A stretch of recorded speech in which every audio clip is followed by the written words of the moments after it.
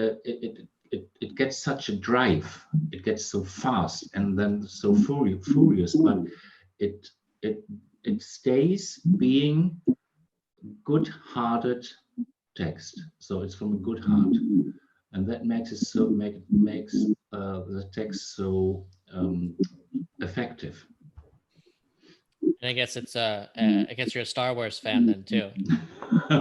Yes, but even if you're not, after your text, everybody knows what Star Wars really is. Right. Well, okay. Are we starting? Where's Diana? Just one moment. I'm just getting our Ustream live feed going. So we are streaming live on YouTube as well as on the WHCR radio page, WHCR.org, on their mobile page. Is the feedback coming from Diana's? I'm here. Hi. Are you playing the sound through your laptop and also the microphone through the laptop? No, I think Stu's going to do that. I am not tech savvy. Okay. For some reason, we're getting a little bit of feedback here. Oh, is that what he's talking about? No. Okay, let me see if I can put an earpiece on and maybe that'll take it off.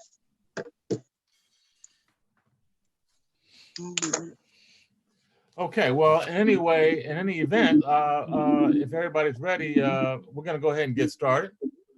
Good afternoon, everyone, and welcome. Did Polly join us? I haven't heard from her. She said she was. I got an email that said she was, but I have not. It's full. Okay, I'll take care of that. Okay. Okay, so welcome to Community and Technology, where we explore the impact and utility of technology on local affairs and community in particular. I'm Stu Reed, and I'm here with my UBI team. We've been talking about universal or unconditional basic income for a little over 6 months, maybe a little longer, thanks to Diana Blackwell, who is the president of the Fred Samuel Houses and activist in Central Harlem. Welcome back, Diana. Thank you for always having me. Absolutely. And Eno Schmidt, who is a regular on our show as well. He's from Basel in Switzerland. He's the co-founder of the Basic Income Initiative and the referendum on basic income in Switzerland. Author of the film Basic Income, A Cultural Impulse, and is currently at the University of Freiburg in Germany. Welcome back, Eno. Thanks for having me again. Absolutely. And today we have a very special guest, Scott Santens, who has written extensively about UBI, author of 2 books, What Do We Do About Inequality and Surviving Machine Age, Intelligent Technology and the Transformation of Human Work. He's a board member of the Gerald Huff Fund for Humanity, which advocates for universal basic income. And most recent article, I think it's most recent, that I find quite fascinating, something called May the Force Be With UBI. Welcome, Scott. Thank you for having me. Okay, absolutely, sure. So, I just read the article, May the Force Be With UBI. Was that recently done, Scott? Yeah. I just wrote it on May the 4th, as commonly known now as Star Wars Day. Oh, okay. That I did not know. Is that the release of the original movie? No, it's just so May the Force be with you sounds like May the 4th be with you, and so May the 4th just was kind of like a fan created holiday. Got you. Okay, well, for the benefit of those who maybe haven't, I think this is Polly coming in now. Polly, is that you? Hi. Okay, so Polly Spain has just joined us. She's the president of the Federal Aid Housing Group on the Upper West Side in Manhattan, and a longtime advocate of community-based technology and alternative currency as well. Polly, welcome to our show. Oh, thank you. Good to be here. We're just getting started. Say hello to Scott Santens. Hi, Scott. Hi, how you doing? Hi. Fine, thank you. Scott was just about to tell us about an interesting article that just came out on May 4th, that he wrote on May 4th, called May the Force Be With UBI.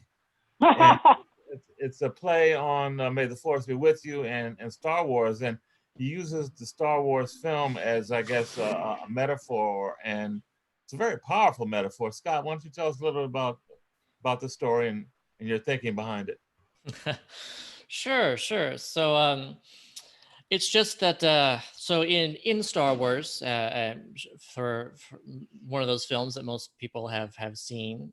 So spoiler alerts ahead, but I think most people have seen it. But yeah, so the Death Star was created by the Empire to control the galaxy.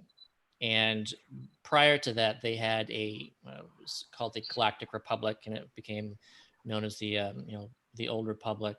But they had essentially like a form of democracy with representatives from all planets in this giant galactic senate.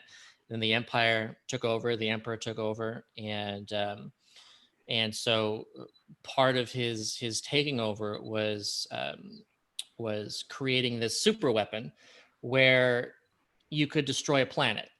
And so the power of that, it wasn't necessarily just in the power to destroy a planet. It was the fact that then all these planets then feared for their own destruction. And I compared that to poverty. So poverty is a super weapon of control, where people, it's bad enough, people fall into poverty, and people can even die of poverty and do die of poverty. But the method of control of poverty is the fact that people are afraid of it. And so because they are afraid of it, that means that they do all kinds of things that they wouldn't otherwise do. It's a means of control. It means that you will accept low wages that you wouldn't otherwise accept. It means that you will accept employment that possibly hurts yourself or others or your community or the environment where you wouldn't otherwise accept that. And so because people necessarily feel that they need to do anything in order to earn an income in order to avoid poverty, then that's what enables the status quo, those in power to maintain power. It's through fear. And Scott, let's add this. And you mentioned in this article Martin Luther King. And that was very important too, because he pointed out that we have to target poverty not by targeting everything else, but directly. And that was so interesting for me to listen again to the quote of Martin Luther King. Yeah, I think it's a very powerful point that King raised, that we try to reduce poverty or eliminate it, or at least we say that we do, by all these indirect means, that we focus on education, that we focus on housing, that we focus on wages, that all these other things indirectly, instead of just saying, hey, look, if the problem is that people lack money, then we should make sure that they have money. That is the most direct way of doing it.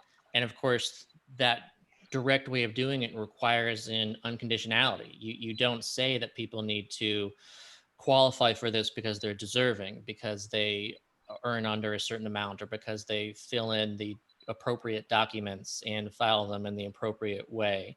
Like, no, we just say, look, you are lacking income, therefore we will unconditionally make sure that you have a sufficient amount of income.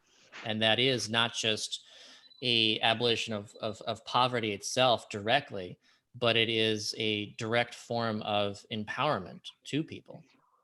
Mm-hmm. I thought it was interesting, Scott, the way that you kind of traced the history of poverty back to the whole notion of private property, and how when that happened, when we went from a communal society where the land belonged to everyone, and everyone worked the land and hunted and gathered and brought the resources back to the community, when that transformed to the notion of private property. And in Europe, you had the whole feudalism where the elite controlled the land, and made everyone else work on the land. And the model has been kind of updated and moved over to the U.S. and much of the planet, where now folks do not have land, and it's no longer a God-given, a natural resource available to everyone. And that is, in fact, the tool that's used to control folks. Can you elaborate on that, if you would? Yeah, so that even that comes from Thomas Paine's argument, and I always recommend that people even just read his essay Agrarian Justice. It's one of those essays that I've read, dozens of times, and every time I read it, I just find more profound insight in it. But he simplified things all the way down to saying that the ultimate truth is that man did not create the earth, and as long as private property didn't exist, then people would have continued having their natural inheritance of access to the earth. There's land out there. You can, there was vegetation. You can plant in it. You can work that ground. And prior to even this, there was hunting and gathering societies where essentially you could just go off and pick what you needed from the earth, from the bountiful earth. And we enclosed all that. This was the enclosure movement. And we essentially said, look, some people in power essentially drew circles around the earth and said, this is mine, and you don't have access to it anymore. But hey, here's the trade-off. If you want to continue staying alive, then you can do what I want you to do. And in exchange for that, then I will grant you access to the resources you need to live. And so that's where this method of control comes from, where we consider it normal right now that the resources we need to live are withheld from us, and we can only obtain access if we do certain things in order to gain access, whereas it didn't used to be that way. We just started accepting it that way, and we've all been born into that system. I'd say that So we're the Scott, only I have a question. Sure. I'm sorry. I have a question. So you're basically saying that fear is the tool that they're using to keep everyone in line. Am I correct? Yeah, that is certainly a major tool. Yeah, it's the fear of not being able to survive. As long as survival is conditional, then you fear not having that, and you will say yes to things that you wouldn't otherwise say yes to because you lack the power to say no. So is that turn us into a not I won't say socialism, a communist state, if you're saying that? Oh, no. So I'm not arguing that we should eliminate private property. Okay. That was even Thomas Paine's argument too, is he said that we add value to the resources of the earth, but it doesn't negate the fact that earth itself actually doesn't belong to us. So there's essentially, let's say you take like a tree, and let's say you carve that tree into like a wooden sculpture or something. So you can say that you've added value to it, and you did, and maybe you can even sell that, and you can sell it for a lot more than the tree, which was free, was. But then the fact is too that you removed that tree from the commons, so no one else can use that. And so where is your compensation for that loss? So it's a matter of saying that instead of owning 100% of something, that we recognize that now that effectively everyone owns, like maybe it's like 98% or something. And so which case 2% belongs to everybody. So that's the argument, is that there's a missing compensation for what was taken from everyone that needs to go back to everybody. And it's not that we eliminate the private property system itself. We just recognize that there's a lack of compensation that happened as a result of choosing that system.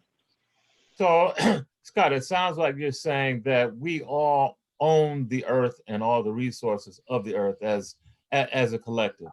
Yeah. And to the degree that individuals or corporations take control of some pieces of that, they owe something back, whether it be a dividend or a UBI payment. They owe something back to the what you call in the commons that gets distributed unconditionally to everyone on the planet. Is that?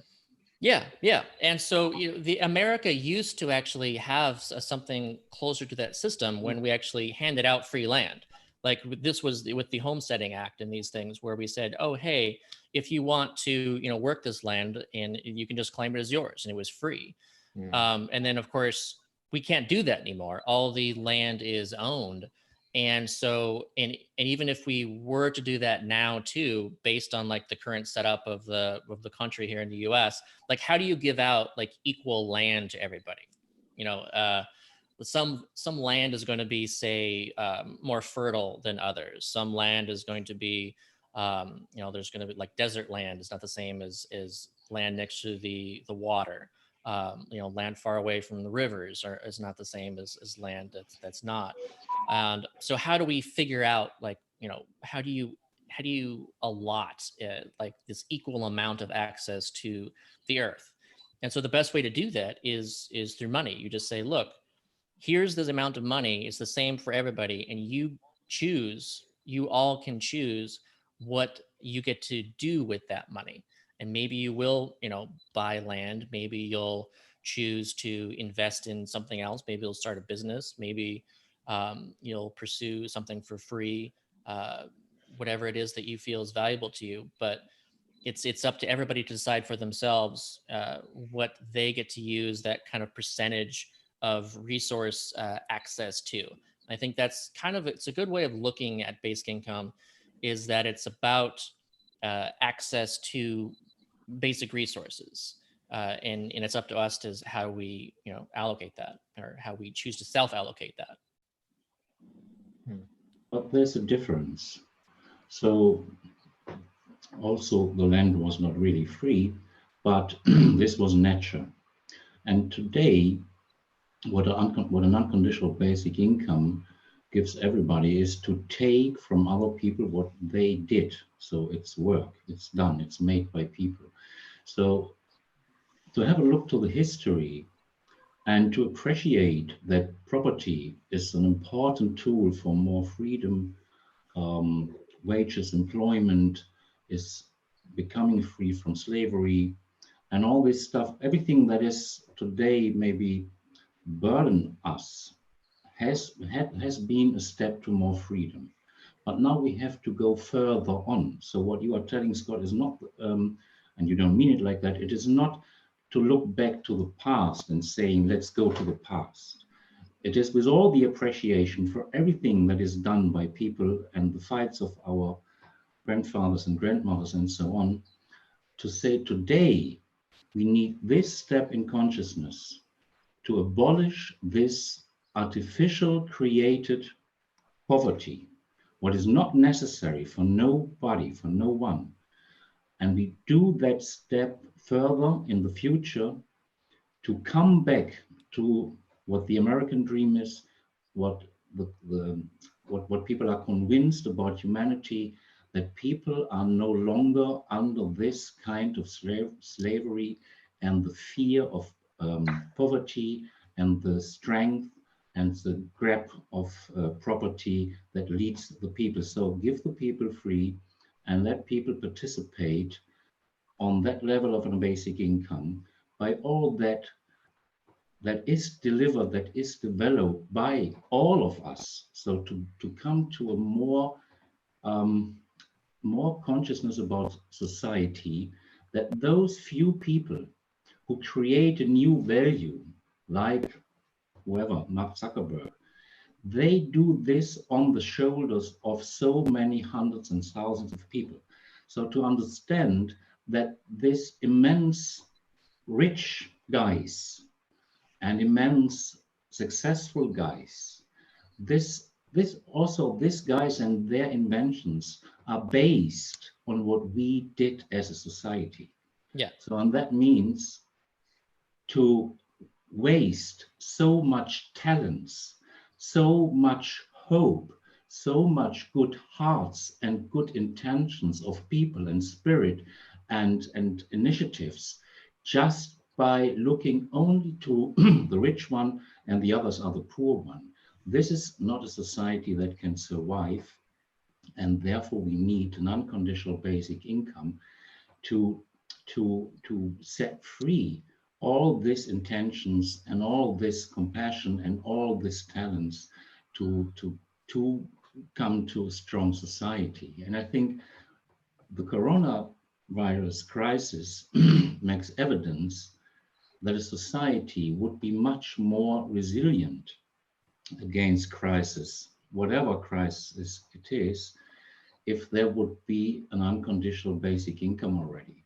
And we would be much more a connected society if there would be this respect for everybody made evidence in giving everybody the right to live, and there is a basic income. So this is a step in the future on the shoulders of Thomas Paine, Martin Luther King, and so many other people. And finally, ultimately, on the shoulders of all what our ancestors have done. Yeah. Can I say something? Can I kind of play devil's advocate on what you just said? Right now, there is a uprising of people who are seeing this as a handout, just the first stimulus package as a handout. And they don't want a handout. They want to work for whatever they believe they're going to get. We know that this is our right and we need this to just survive.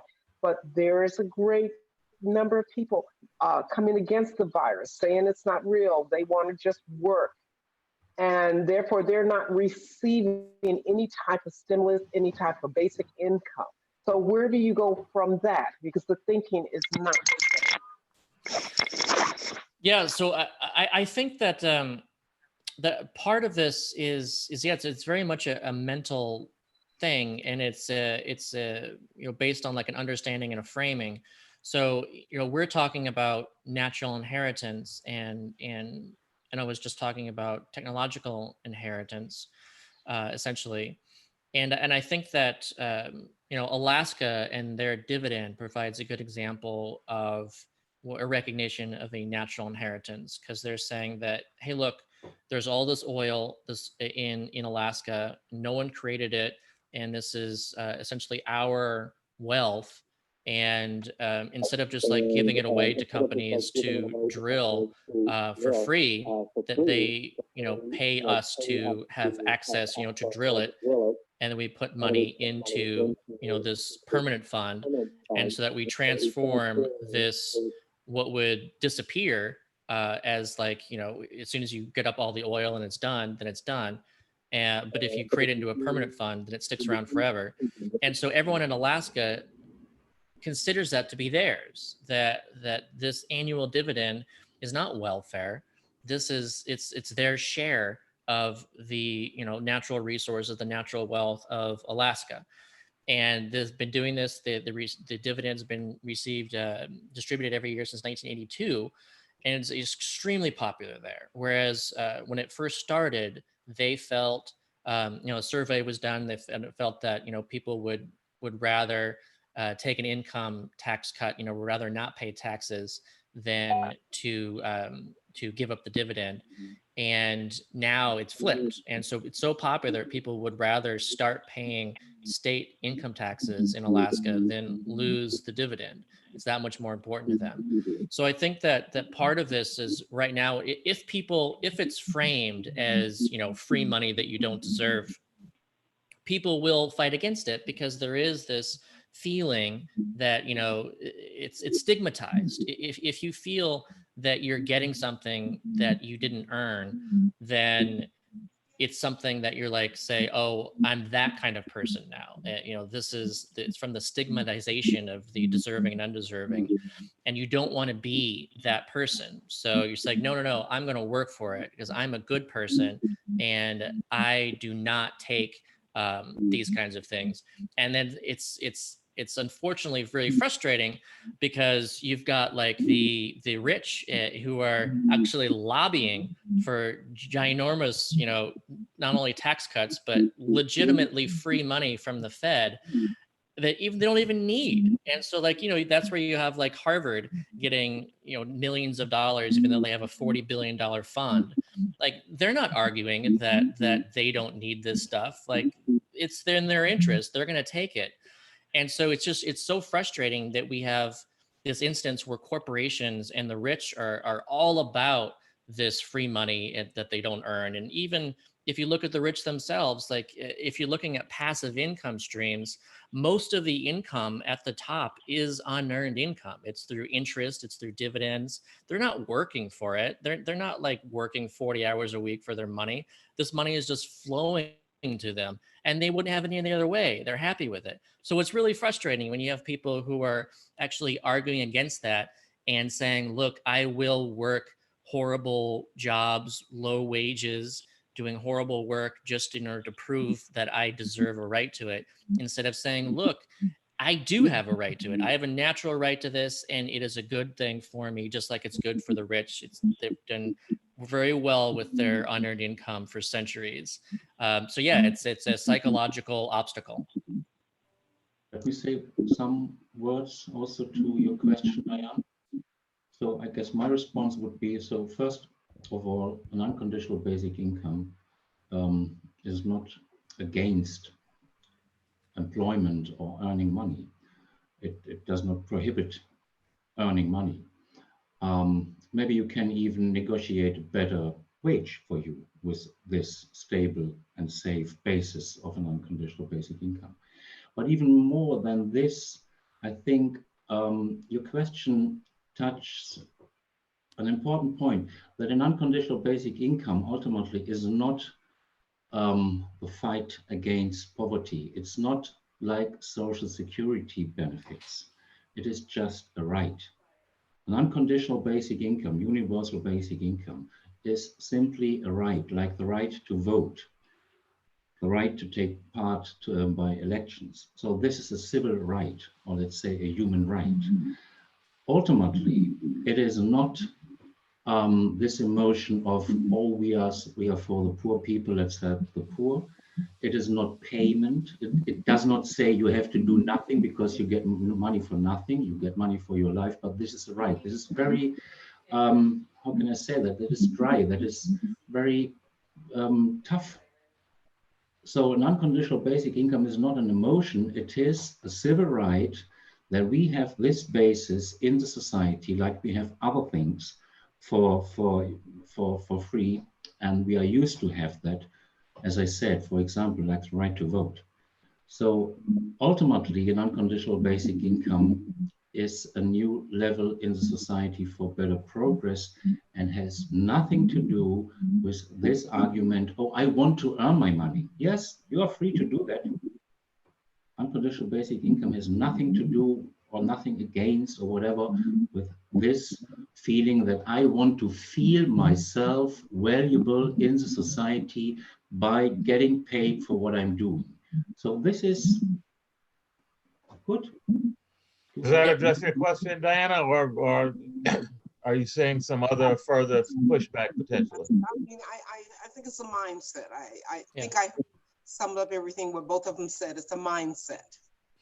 I think that I just want to build off of what was just said too, whereas I think that there's part of the reason people are even looking at the economic stimulus payments as they are, because it was means tested. And so it wasn't a fully universal unconditional benefit. It's not that everybody got $1,200. It's that if you met these qualifications, if you earned, you know, less than $75,000, and then you got the full amount, unless you were between like 18 to 22 and dependent. And, you know, if you earned over 99,000, you got nothing. But if you're in between 75,000 and 99,000, then you got an amount depending on how much you earned. In the previous year, in 2019 or 2018, like this whole thing was very much a means tested thing. And so that's, whenever you do that, you divide people into the deserving and undeserving. And that's, as long as we do that, it's more likely to be seen as some kind of handout. And so I think that if they would have just said, hey, everybody gets a $1,200, refundable tax credit, and everybody gets it, and so you can, pay that. You can see that as $1,200 off your taxes next year, or you can get the cash. But everybody gets this. Then it would be seen much more as being a right of citizenship because it's fully universal, non-conditional. And so that's why also I feel it's really important to set that precedent, especially right now, where we do something that is fully universal, so that people don't see it as some kind of handout. Polly, I know you've got your ear to the ground. What's your sense of this? Well, first of all, for me, I look at basic income as an opportunity for people to be free to explore their innate ability. Because as an educator, I've watched younger children that I've had as students who are like the age of 5 to 8. And I noticed that they all had gifts. Some who are using building blocks to build their vision of what a building would look at. I said, now that person has a gift that they were born with. And I said, imagine if that was nurtured. That person could grow up to be an architect, okay? So in my opinion, basic income should be utilized, but the mentality of society has to change. Like Eno said, we should be free to explore our creative sides, whatever spiritual gifts and innate talents that we've been given. And I want to speak to also the fact that when you talk about value and property and ownership, I just think about the Native American Indians when Manhattan was purchased for beads that were valued at $26. And the Native Americans thought it was ridiculous that someone would think that they can own Mother Earth, because to them and their culture, right, the earth is alive. It's something that we use. We get fed by earth, okay? And the idea and concept of owning earth was inconceivable. And they paid the price for that because they didn't understand that the corporation, I believe it was the West India Corporation back then.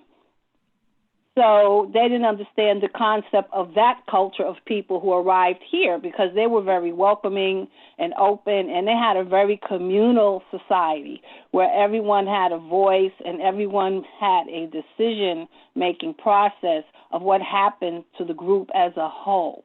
Okay, so I also find it interesting now, currently, with this pandemic, all right, this pandemic virus has shut down the economic engine of the planet.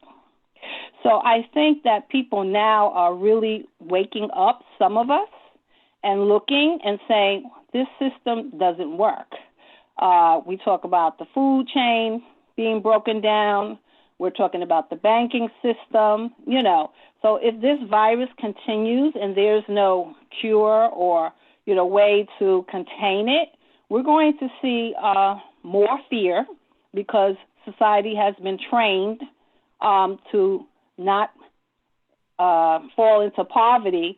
But you have working people now, different classes, middle classes, and you'll see some wealthy people go out of business. The stock market is crashing, right? New York City has always been the financial system of the world, or center of the world, rather, all right? So, I'm looking at that aspect, okay? Because in my opinion, this virus has changed the whole dynamics of how we look at life as a human being now. And we see that the old system, I call it the old way of thinking, is dying. I see a transition. We're not going to be able to survive as a human race and as a society if we continue with the model of existence that we've been used to, trained, and programmed, okay? So yes, a lot of us are coming out of that psychological prison. That's why we're having these conversations. But of course, with every change, it's a process, right? It's a transition. I was at my community board meeting yesterday, And, you know, a lot of the elected officials, you know, and people who pass legislation here, et cetera, they're concerned about the financial solvency of the state and the city if we do not receive help from the federal government. So now they're saying we have to figure out, what are we going to do? How are we going to continue to receive our basic needs? So we're going to be forced to move away from that old model. Otherwise, we will not be able to survive. People will have to come up with another ingenious way, okay, of being able to accumulate whatever their needs are, which is food, which is water. You know, those things are controlled by industries, okay? And so I really feel that at some point, you know, we're going to see people stand up and say, irregardless, okay, we have a basic right, a human right, all right, to have food, to have water, to have shelter, okay? So I see the conversation changing slowly, all right, because yes, they're issuing paper, okay? To me, someone sits around and decides the value of that paper or that plastic or that interest rate this year, whether it's the G7 or whatever organization, like Eno said, so they're dictating, right, how society will be every year, what the interest rate will be. And so, yes, it is I do feel that average person right now, I can only speak for New York and what I see going on, a lot of people are waking up, okay? And they don't have a lot of faith in the system the way they used to, all right? This is a pandemic situation that no one really knows how to address. So people are saying we have to think out of the box. What I see on the positive side is I see a lot of people stepping up and helping each other, supporting each other, sharing, okay, using whatever basic resources that they have to make sure that their neighbor or their friends or their family are provided, okay? So those are the people that I feel, the everyday person, to me, are going to demand changes, because this, again, can happen again. We're not even, to me, at the peak of what's going on. So I call it the evolution or evolution. But I do believe, all right, that at some point, everyone on the planet, I don't care what political, you know, organization they belong to or what society, whatever their concept is, every human being at some point instinctively knows, okay, that they have a right not to be where they don't have the basic food, water, shelter, be in a safe environment, that they can have the freedom to live a decent quality of life. Not everybody wants the responsibility of being what society calls super rich, okay? Because I look at these things and I say, no, you can have a mansion, all right, but it's still a house. You know, everyone, again, has faced certain things, sickness. I've seen wealthy people who are sick, and money can't stop them from dying, you know. So, you know, reality to me, you know, is something that people are facing in whatever walk of life they're in. And I really think people are looking to what's really valuable and what's really important. And why am I allowing a system to dictate to me what, you know, quality of life I should have, you know? And I did a podcast with Mel, Stephanie, because to me, I look at poverty as an industry. So the corporate industry makes money off of poverty and death and war and destruction. It's a business. Mm-hmm. So I feel that the people who are victimized by that specific industry, you know, don't have to participate anymore. We have to make up our mind not to participate. All right. And those of us who are awake, okay, we can help to usher this new, to me, awakening along. So I'm glad we're having this conversation. That's my view on basic. Well, I can't agree more with what you said, but I would like to quickly focus another point. So many people are now thinking, well, this is a time for basic income, for unconditional basic income. Now we see the system is broken. No, everything is changing. Now you see there's a huge amount of money from nothing, and everything is possible. So change will come, and an empowerment of the individual, and so on, all these good things. But I would like to ask you all in the group, what do you think about these other interests and intentions which become very strong now? So this is a one world leadership. This is total data. Data is about your health, everything. The argument is, look, we can fight against such a crisis only if there is a world government, only if all your data are collected, only if there is a new world leadership. So it's a question for me, because on the one hand, we are looking to these aspects which fits with our intentions. And we say, well, everything is changing, no, we have a chance. But I'm also looking to the other side and different intentions, which are always living. And that's my question to you. What do you think about that? Is it more threatening, or is it more a chance? All right, well, I'm going to speak to that because I know here in New York City, again, this was discussed at the meeting I attended yesterday. And one of the elected officials that wants to see us form a public health forum, okay? Or I'll call it a CORP, C-O-R-P, okay? Whereupon a group of individuals will be trained tracing individuals who have virus, making sure that they're tested. If they test positive, then they should be isolated, or what they call quarantined. And then how are we going to provide that quarantine group have been identified with food, medical assistance and support, okay? So you were told and charged with the responsibility of figuring out a plan on how to execute this. So that the mayor said they're planning to hire 15,000 individuals, okay, to carry out these responsibilities, and they'll be called a public health corps, okay?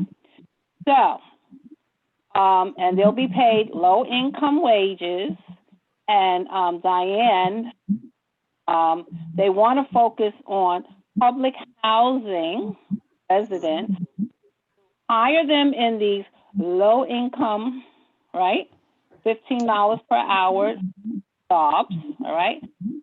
Will basically be identifying their neighbors, okay? We want to start with the community of color.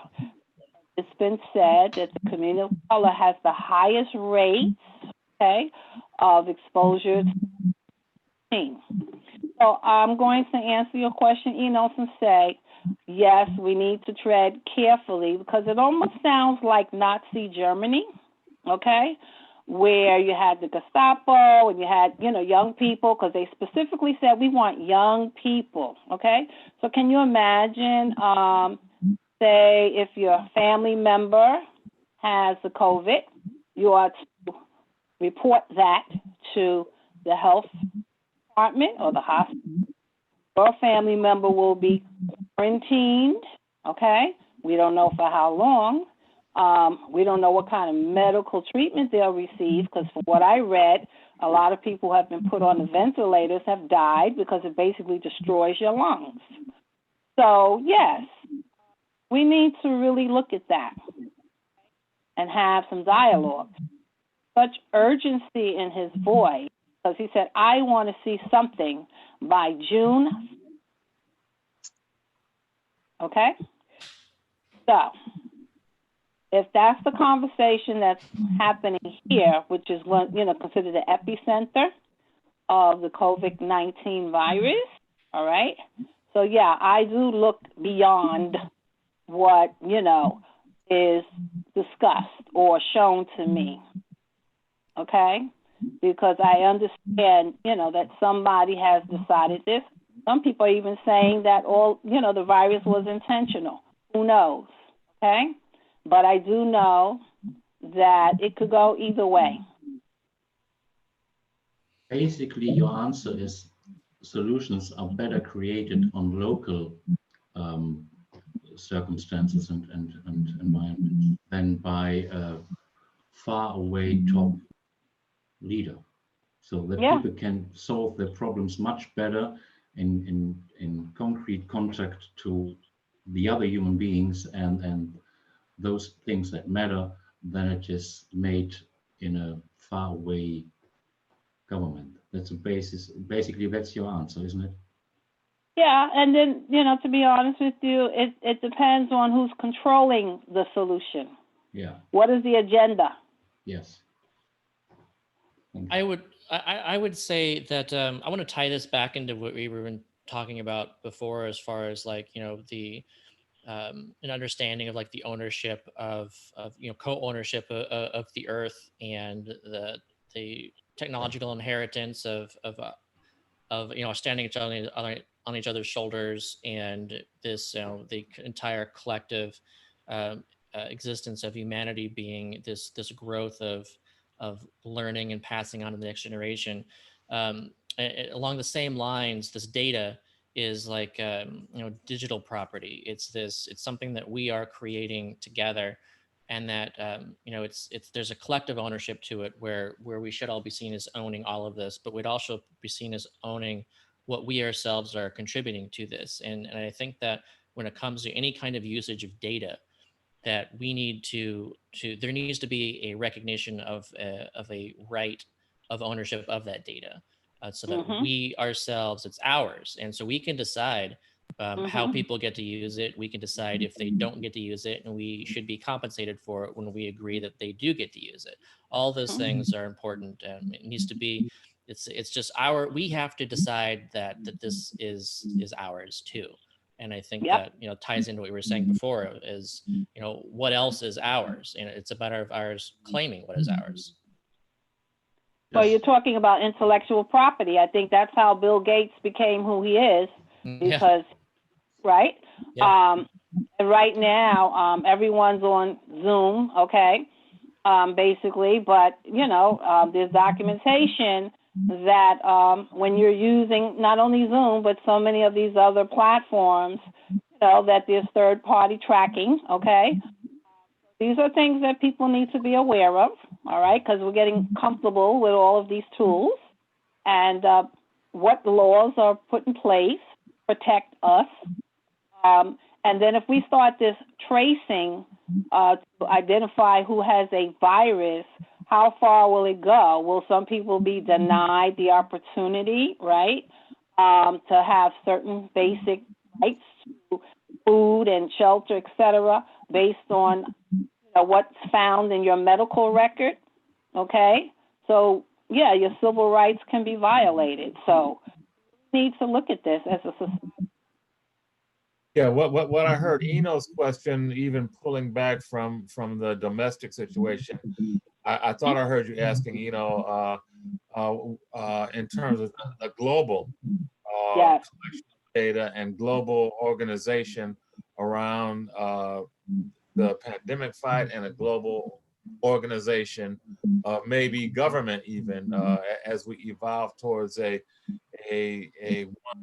one form of control for the planet. And was that where you were going, with your question? Yeah, yes, that was because, what I wanted to say is we are focusing what we are interested in. And it can be that then we don't see what is also going on.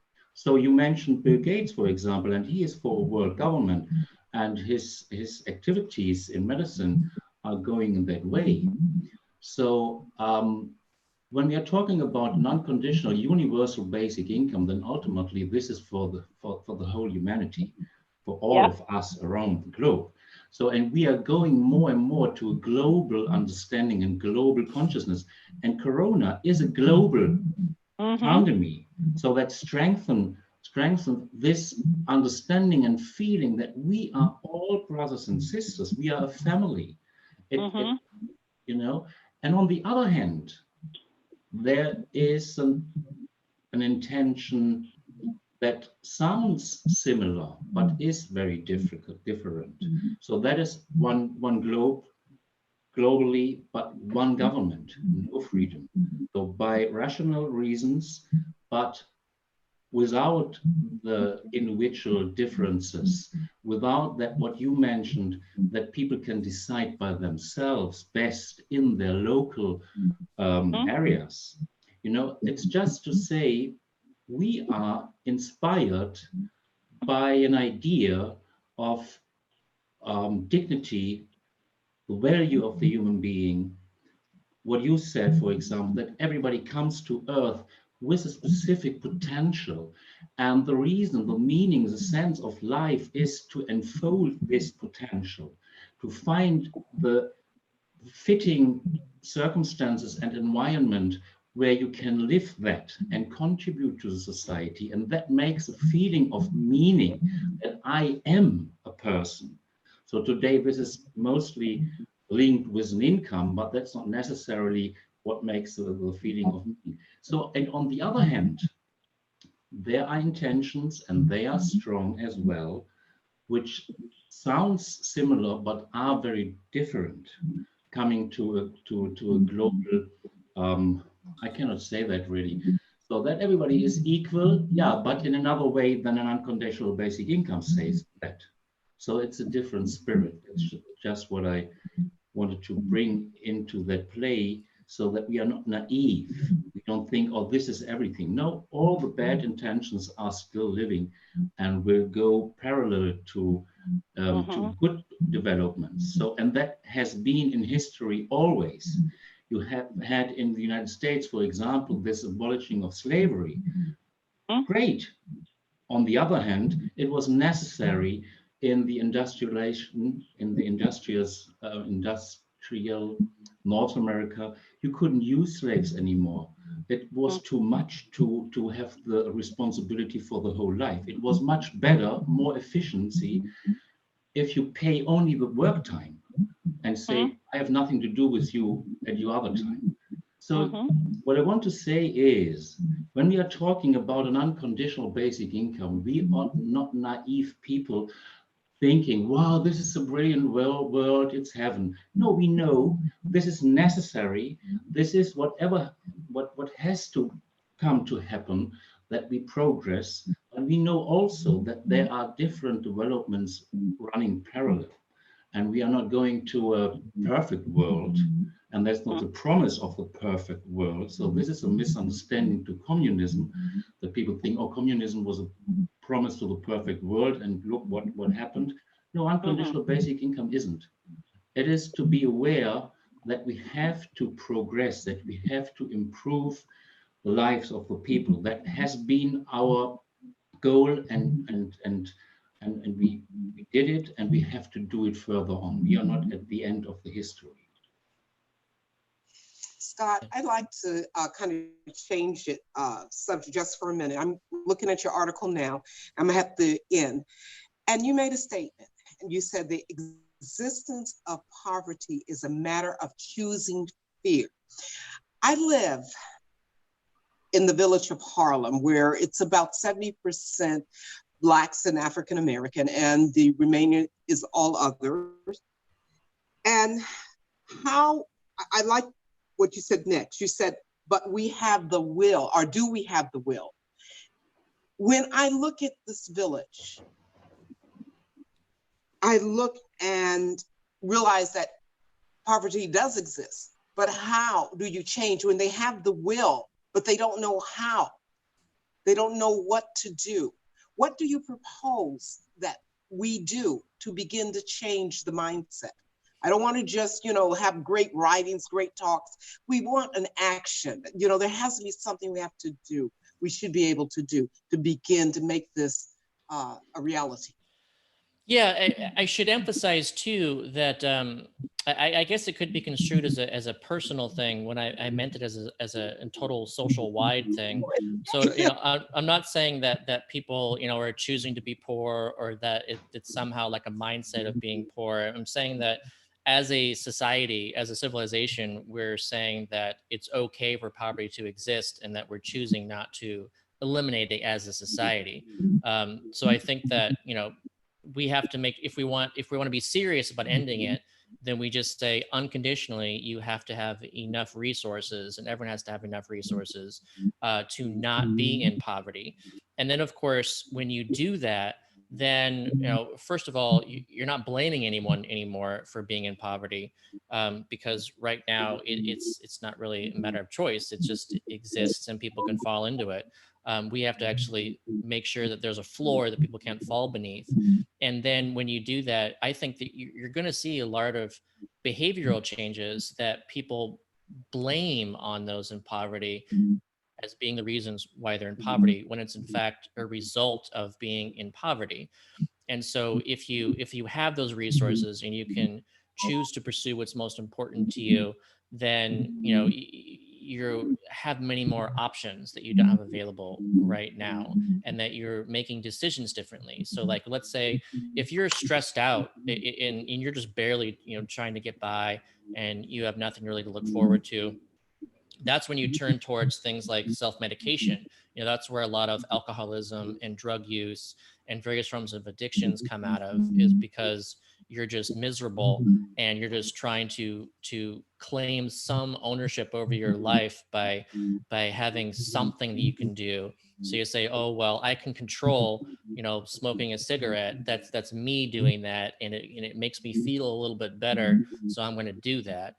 And I think that you know, this is even what the studies show too, is when you remove that sense of that chronic stress, that insecurity and instability that leads to these things, then you do decrease those.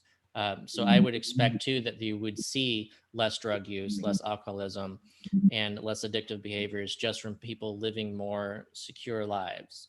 So I guess I don't want anyone to read that thinking that I was saying that the poor are choosing to be poor, but just that we as a society are turning our heads and just saying poverty should exist, or there's nothing we can do about it, when in effect, like in reality, we absolutely can do something about that. Like, and even the current crisis really actually shows more of that, how, like, we even before this happened, we were wasting, you know, 50% of our food, and it was just, you know, going into the dumps. And now there's so much food, because it's not going to restaurants anymore, that we're like pouring milk down drains, and we're farming under crops and plowing them under. At the same time, you have people lining up by the thousands for food banks. And, you know, at no point is there a problem with not enough food. Like, we absolutely have enough food. The problem is that people don't have the dollars to pay for the food in stores and directly from farmers. Like, we don't have that ability. And same thing with housing.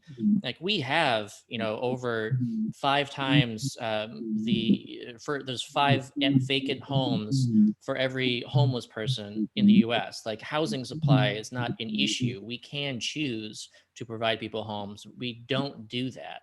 So we have the productive capacity to make sure that no one starves and no one goes without a home. But it's a choice collectively that we make to actually say that some people should go hungry and some people should go homeless. Well, I'm certainly hoping that just to kind of echo something Eno said, that this pandemic is showing us how connected we are across the planet and how interdependent we are on each other.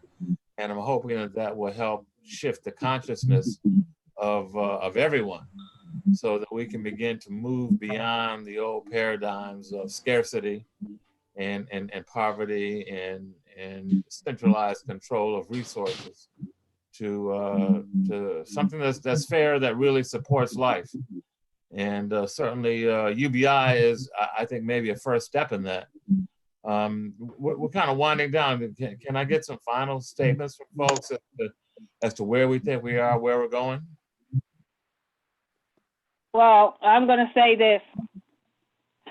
We mentioned Bill Gates earlier today. Well, right now, him and his foundation are focusing on reimagining education here in New York. Right? So I agree that universal basic income can be utilized as a tool of transitioning the consciousness of humanity globally. But, you know, people will be ready and prepared to embrace the change.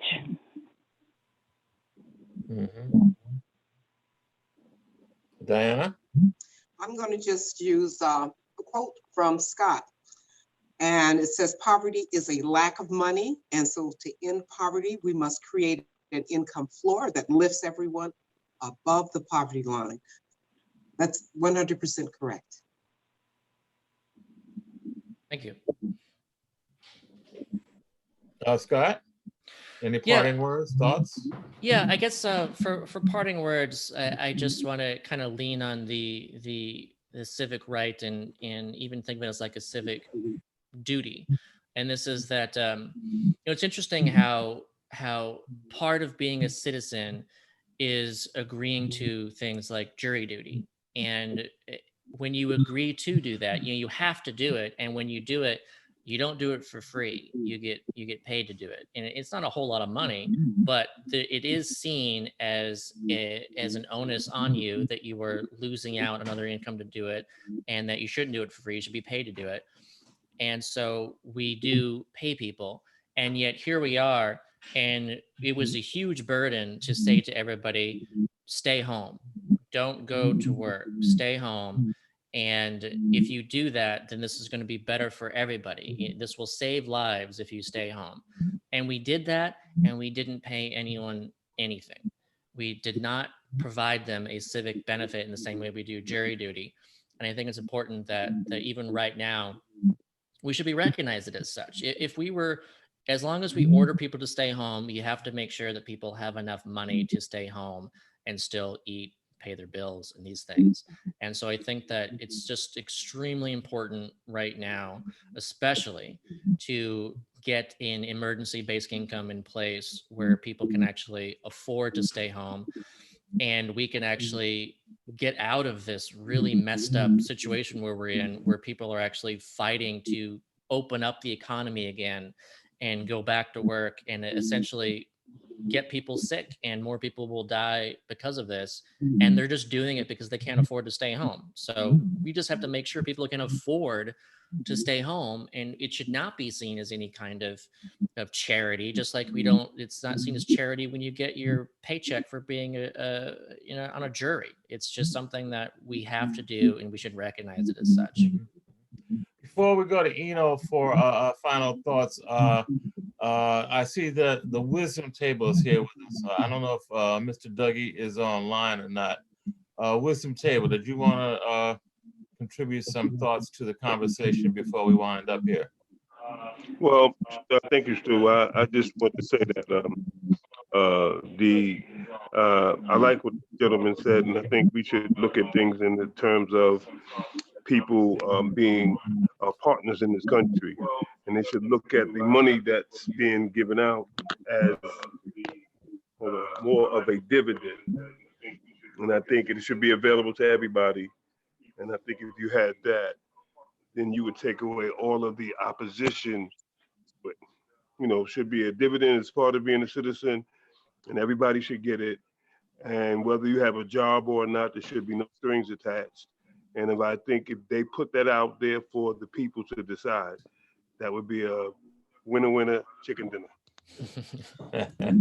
Okay, that's from the Wisdom Studio. That's my co-executive producer, Mr. Dougie Frazier, talking. Words of wisdom.